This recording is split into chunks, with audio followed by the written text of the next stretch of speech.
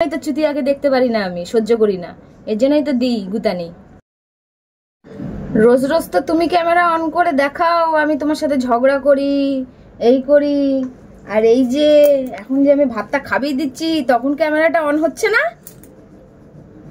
কি বল, মুখে বল। এই যে খাবিয়ে দিচ্ছি এখন ক্যামেরাটা অন করছে না, যখন ঝগড়া করি তখন ক্যামেরাটা টুক করে অন করে দাও। হ্যাঁ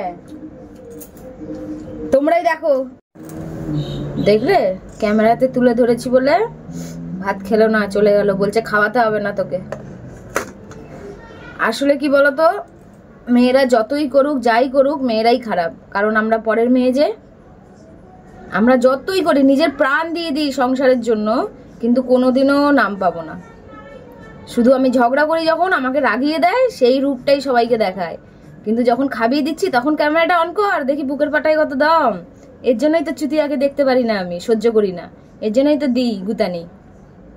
ঠিকই আছে, খেতে হবে না, আমার কি, খাবি না, গায়ে ফোসকা পড়ে গেছে, ওই যে উচিত কথা বলেছি না, গায়ে ফোসকা পড়ে গেছে, শাআল্লাহ, বাহ খেতে হবে না।